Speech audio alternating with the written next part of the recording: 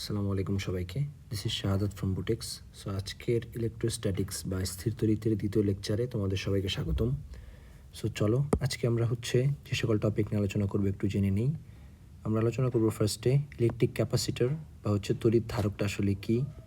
দেন আমরা জানবো capacitance of capacitor বা ধারকের ধারকত্ব সম্পর্কে।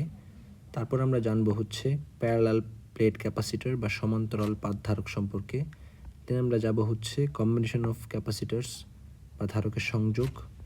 তারপর আমরা কাভার করব এনার্জি অফ এ ক্যাপাসিটার বা ধারকের শক্তি। ওকে, সো চলো আমরা আমাদের ক্লাসটা স্টার্ট করে দিই।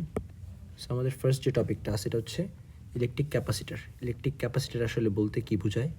ইলেকট্রিক ক্যাপাসিটার কাছাকাছি বা খুবই নিয়ারলি সিচুয়েটেড দুটি পরিবাহী বা কন্ডাক্টরের মধ্যবর্তী স্থানে বা মাঝখানে আমরা যদি ইনসুলেটর বা কটের কোনো একটা পদার্থ রাখি, যেগুলো অন্তরক পদার্থ, সো এইখানে আমাদের চার্জ ফর্মে বা আধান রূপে যদি শক্তি স্টোর করে রাখে, এই শক্তি স্টোর বা আমাদের এনার্জি স্টোর করে রাখার যে টেকনিক, এটাকে বলা হচ্ছে মেনলি ধারক বা ইলেকট্রিক ক্যাপাসিটার। ওকে, সো আমরা দেন জানবো ক্যাপাসিটেন্স অফ এ ক্যাপাসিটার। একটা ক্যাপাসিটারের ক্যাপাসিটেন্স বা ধারকের ধারকত্ব, এটা আসলে কী মিন করে। সো এক কথায় যদি বলতে যাই, এটা আমাদের ইউনিট ভোল্টেজে বা একক বিভব পার্থক্যে যে পরিমাণ চার্জ, তাই আমাদের ক্যাপাসিটরের ক্যাপাসিটেন্স। ওকে, দ্যাট মিনস আমি যদি বলি সি দিয়ে যদি ক্যাপাসিটেন্স বা ধারকত্বকে মিন করি, তাহলে সি ইজিক্যালটা আসবে আমাদের কিউ বাই ভি, যেখানে কিউ মিন করতেছে আমার আধান বা চার্জ বা আধান, অ্যান্ড ভি মিন করতেছে আমাদের ভোল্টেজ বা বিভবকে, আর সি আমাদের ক্যাপাসিটেন্স বা ধারকত্ব।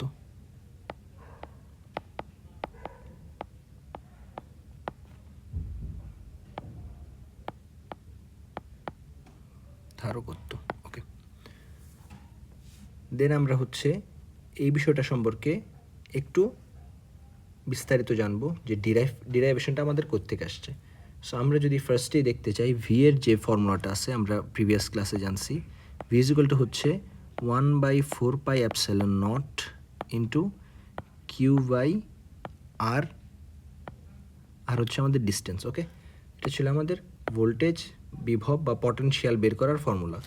সো এইখান থেকে আমি যদি দেখতে চাই, ভোল্টেজের আরেক নাম আমাদের পটেনশিয়াল, বলে দিচ্ছি এখানে, পটেনশিয়াল ইউনিটটা ভোল্টেজ। ওকে, সো এইখানে দেখতে পাচ্ছি আমরা V is equal to 1/4πε0 Q divided R. So এইখানে যদি আমরা ভি এর ভ্যালুটা বসিয়ে দেই উপরে, তাহলে আমি কী পাচ্ছি, সি ইজিক্যাল টু এরকম দেখতে পাচ্ছি, Q divided 1/4πε0 capital Q divided R. তাহলে আমাদের কিউ অ্যান্ড কিউ এলিমিনেট হয়ে যায়। জাস্ট আমি যদি ইনভার্স করে দেই, আমাদের সির ভ্যালুটা চলে আসছে এরকম 4πε0 ইন্টু আর। ওকে, 4πε0 ইন্টু আর, এটা আমাদের ক্যাপাসিটেন্সের অ্যাকচুয়াল ভ্যালু যদি রেডিয়াস দেওয়া থাকে, অ্যান্ড আমাদের পারমিটিভিটি বা ভেদনযোগ্যতা বা প্রবেশ্যতা যদি 1 হয়, কে এর ভ্যালু যদি 1 হয়, তাহলে এটা বসাইতে পারি। পারমিটিভিটি যদি 1 হয় বা প্রবেশ্যতা যদি 1 হয়, তাহলে এটা বসাইতে পারি। বাট আদারওয়াইজ আমরা এটাকে লিখতে পারি সি ইজ ইকুয়াল টু 4πε0 কে ইন্টু আর। যদি 1 না হয়, অন্য কিছু হয়, তাহলে কে এর ভ্যালু বসানো যায়। ওকে, সেটা আমাদের ফর্মুলা। দেন আমরা প্যারালাল প্লেট ক্যাপাসিটার বা সমান্তরাল পাত ধারক সম্পর্কে জানবো। সো সমান্তরাল পাত ধারক সম্পর্কে জানার আগে আমরা একটা বিষয় একটু ক্লিয়ার করে নিই। আমরা এই বিষয়টা একটু ডিরাইভ করে নিই, যে আমাদের ই ইজ ইকুয়াল টু আসতেছে এরকম sigma divided epsilon not. Okay, so এটা কীভাবে আসছে, আমি যদি এভাবে বলি, আমরা জানি আমাদের যেই সিগমাটা মিন করে আমাদের চার্জ ডেন্সিটি, মানে ইউনিট এরিয়াতে যে পরিমাণ চার্জ থাকে, এটা আমার সিগমার ভ্যালু। সো আমরা একটু প্রুফ করে দেখি বিষয়টা আসলে এরকম আসে কিনা। সো মুখস্থ জানার চাইতে ডিরাইভেশনটা জানাটা আমাদের জন্য জরুরি, একটু ডেপথে যাব। ওকে, সো দেখি আমাদের সিগমার ভ্যালুটা হচ্ছে এরকম Q divided 4 pi R square. Okay, so আমি যদি লিখতে যাই এভাবে, রাইট সাইড থেকে যদি প্রুফ করতে যাই, sigma divided epsilon naught, that means Q divided 4 pi R square into epsilon naught. Okay, তাহলে একবারে বলা যায় এরকম, যদি একটু গুছায় লিখতে যাই, 1 ডিভাইডেড 4 পাই অ্যাপসাইলন নট, কিউকে সেপারেটলি লিখলাম আর আর স্কোয়ারকে আলাদা লিখলাম, তাহলে কি বলা যাচ্ছে, এই টোটালটাকে কিন্তু আমি জানি ই এর একদম বেসিক ফর্মুলা বা ইলেকট্রিক ফিল্ড ইন্টেন্সিটি বা আমাদের যে প্রাবল্য আছে, প্রাবল্যের একদম বেসিক ফর্মুলা চলে আসছে। সো বলতে পারতেছি E divided epsilon naught equal to হচ্ছে আমাদের ই এর ভ্যালু, বা sorry sigma divided epsilon naught equal to mean করতেছে আমাদের ই এর ভ্যালু। সো সিগমাটা হচ্ছে আমাদের চার্জ ডেন্সিটি। ওকে, সো এটা আমরা বুঝে গেলাম। দেন আমরা এটার বেসিসে একটা প্রবলেম দেখব যে আসলে ক্যাপাসিটেন্স যেটা আমাদের আছে, মিডলের ডিস্টেন্স যদি আমাদের ডি হয়, তাহলে আমি কিভাবে ক্যাপাসিটেন্স বের করতে পারবো কোনো একটি ক্যাপাসিটরের। ওকে, সো চলো দেখে নিই একটু, যে আমরা জানি এখান থেকে দেখতে পাচ্ছি আমরা যে আমাদের ই ইজ ইকুয়াল টু হচ্ছে sigma divided epsilon naught. Okay, that means সিগমার এক কথায় বলতে গেলে সিগমা আসলে কী মিন করে, সিগমা আসলে মিন করে হচ্ছে আমাদের কিউ ডিভাইডেড এ কে, সাথে আমাদের অ্যাপসাইলন নটটা মাল্টিপ্লাই করে আছে। ওকে, কোনো প্রবলেম নাই, এটা আমাদের থাকুক, এক পাশে রেখে দিই। সো আমরা এখান থেকে একটা বিষয় বলতে পারি, সেটা হচ্ছে V is equal to ED, কারণ আমি যদি ইর সাথে একটি ডিস্টেন্সকে মাল্টিপ্লাই করি তাহলে আমি পেয়ে যাই ভিকে। ঠিক আছে, এর সাথে একটা ডিস্টেন্সকে মাল্টিপ্লাই করলে আমি যদি এখানে একটা ডিস্টেন্স বা আরকে মাল্টিপ্লাই করতাম তাহলে আমি পেয়ে যেতাম ভি এর ভ্যালু। যেহেতু আমাদের ডিস্টেন্সটা ক্যাপাসিটরের ক্ষেত্রে উপরে আমি ডি দিয়ে ডিফাইন করছি, তাই এখানে আমি ডি দিয়ে দিলাম, যে ইর সাথে যদি আমি ডি মাল্টিপ্লাই করি আমি পেয়ে যাই পটেনশিয়াল ভি এর ভ্যালু। ওকে, বা বিভব ভি এর ভ্যালুটা পেয়ে যাই। তাহলে আমাদের যে মেন ফর্মুলাটা ছিল ক্যাপাসিটেন্সের, সি ইজ ইকুয়াল টু হচ্ছে কিউ ডিভাইডেড ভি, এখানে আমি ভি এর ভ্যালুটা বসায় দিই, আমি কি পেয়ে যাব, আমাদের সি ইজ ইকুয়াল টু এমন পেয়ে যাচ্ছি, কিউ ডিভাইডেড ভি এর জায়গায় লিখবো হচ্ছে ইডি। ওকে, এখানে আরেকটা বিষয় জানার আছে, যে আমি যদি ই লিখতে যাই আমার কিন্তু এখানে লিখতে হবে Q divided A epsilon naught. Okay, Q divided A epsilon naught লিখতে হবে। সো আমি কিন্তু আলটিমেটলি লিখতে পারি ইর জায়গাতে C is equal to Q divided Q divided A epsilon naught into D. Okay, তাহলে আমি কিউ কিউ এলিমিনেট করে দিতে পারি বা কেটে দিতে পারি, অ্যান্ড আমি যদি ইনভার্স করে দিই নিচে বা উপর উল্টায় দিই, আমি লিখতে পারতেছি epsilon naught A divided D. ঠিক আছে, এটা হচ্ছে আমাদের ক্যাপাসিটেন্সের formula.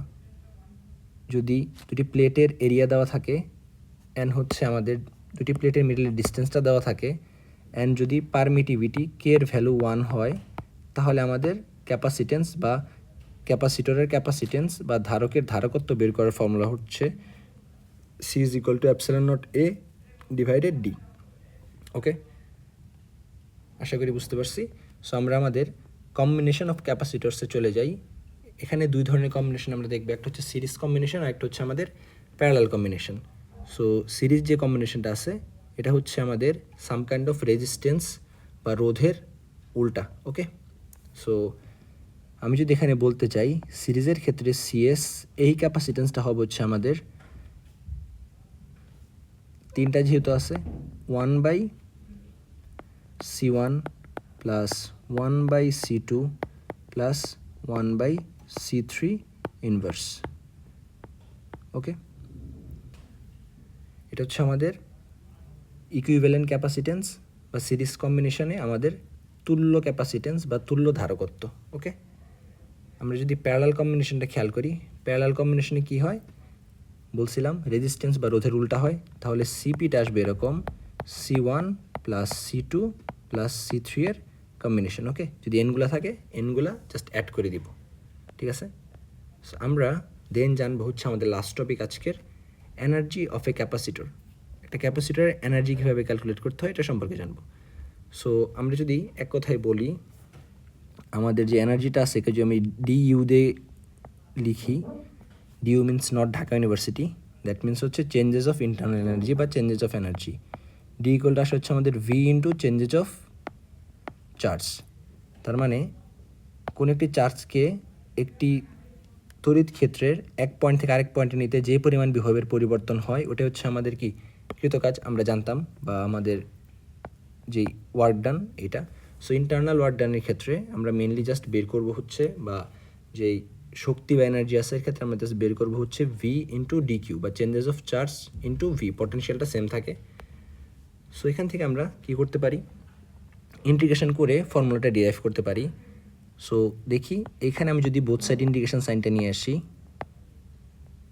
DU is equal to দাঁড়াচ্ছে আমাদের integration of V D Q, okay. So এইখানে আমাদের ডিইউ এর ক্ষেত্রে ইন্টারনাল এনার্জি 0 থেকে ইউ পর্যন্ত যাবে, আমাদের চার্জের ক্ষেত্রে চার্জ 0 থেকে কিউ পর্যন্ত যাবে। সো আমি এইখানে ডিইউকে যদি ইন্টিগ্রেট করি আমি পাবো শুধু ইউ, অ্যান্ড আমাদের লিমিটটা হচ্ছে ইউ থেকে 0 পর্যন্ত, মানে 0 থেকে ইউ পর্যন্ত, ওকে। আমি ভি এর জায়গায় কি লিখতে পারি, আমরা জানতাম যে সি ইজ ইকুয়াল টু হচ্ছে কিউ বাই ভি, তাহলে আমি ভি এর জায়গায় লিখতে পারি হচ্ছে V is equal to Q by C. So এখানে লিখে দেই, কিউ কেন নিচ্ছি, কারণ আমার ডি কিউ আছে তাই। So Q by C into D Q, যাতে আমার ইন্টিগ্রেশনটা করা যায়। সো আমি এখানে লিখতে পারি হচ্ছে ইউ এর লিমিট বসাই ইউ মাইনাস 0, অ্যান্ড এইখানে হচ্ছে আমি 1/c-কে সামনে নিয়ে আসবো, অ্যান্ড থাকতেছে আমাদের কিউ ডি কিউ, ওকে। দেন আমাদের লেফট সাইডে শুধু ইউ থাকে, অ্যান্ড রাইট সাইডে হচ্ছে আমাদের 1/c। কিউকে যদি আমি ইন্টিগ্রেট করি, Q to the power n plus 1 হয়ে যাবে, মানে আগে থেকে পাওয়ার ছিল 1, সো 1 প্লাস 1, নিচে পাওয়ারের ভ্যালুটা চলে আসবে 1 প্লাস 1, অ্যান্ড এখানে আমি লিমিট বসাবো, ওকে, কিউ 0। যারা এই ফর্মুলাটা বুঝতে পারো নাই তাদের জন্য ইন্টিগ্রেশনের যে কোর ফর্মুলাটা আছে, X to the power n into DX, formula হচ্ছে এরকম, X to the power n plus 1 divided n plus 1, okay, and plus সি। সো যেহেতু লিমিট দিয়ে দিচ্ছে আমাদের সি লেখার দরকার নাই। সো আলটিমেটলি এইখান থেকে আমরা এরকম বলতে পারি 1/c ইজ ইকুয়াল টু দাঁড়াচ্ছে, ইজ ইকুয়াল টু দাঁড়াচ্ছে আমাদের Q square by 2। So limit যদি বসায় দেয় এইখানে, ইউ ইকুয়াল টু চলে আসতেছে এরকম 1/c Q square by 2 minus 0 square by 2। So ultimately ভ্যালুটা এরকমই চলে আসে, ইউ ইজ ইকুয়াল টু হচ্ছে আমাদের half of Q square by C, and right side এটুকু 0, ওকে। এটা হচ্ছে আমাদের একটা ফর্মুলা। এখান থেকে আমরা আরও দুইটা ফর্মুলা আনতে পারি, যেটা হচ্ছে আমাদের সি ভি সম্বলিত এবং কিউ ভি সম্বলিত। সো জিনিসটা নিয়ে আসি, আমরা জানি বলছিলাম সি ইজ ইকুয়াল টু হচ্ছে আমার কিউ বাই ভি। সো এইখানে আমি সি এর জায়গায় কিউ বাই ভি বসাই দিব। সো আরেকটা ফর্মুলা চলে আসে, U is equal to half Q square by Q by V. So আমি যদি এটাকে একটু সাজায় লিখি, কিউ কিউ একটা চলে যায়, চলে আসে হচ্ছে জাস্ট এরকম আমাদের কিউ ভি, ওকে। এটা আমাদের একটা ফর্মুলা। সো একটু আইডেন্টিফাই করে দিই এটাকে। সো কিউ সি নিয়ে হয়ে গেছে, কিউ ভি নিয়ে হয়ে গেছে, আমরা সি ভি নিয়ে একটা ফর্মুলা ডিরাইভ করি, এখান থেকে নিয়ে আসবো। ইউ ইজ ইকুয়াল টু বলা যায় এরকম হাফ অফ, আমি কিউ রাখতে চাচ্ছি না, সো কিউর জায়গায় আমি কি লিখতে পারি, সি ভি লিখতে পারি, Q is equal to C V লিখতে পারি। সো এইখানে লিখবো হচ্ছে C V whole square divided হচ্ছে সি, ঠিক আছে।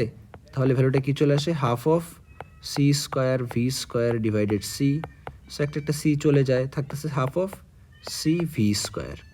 সো এটা হচ্ছে আমার আরেকটা ইউ এর ফর্মুলা, ঠিক আছে, বা ইন্টারনাল এনার্জি বা সঞ্চিত শক্তি বা স্টোরড এনার্জির ফর্মুলা হচ্ছে আমার U equal to half C V square, okay.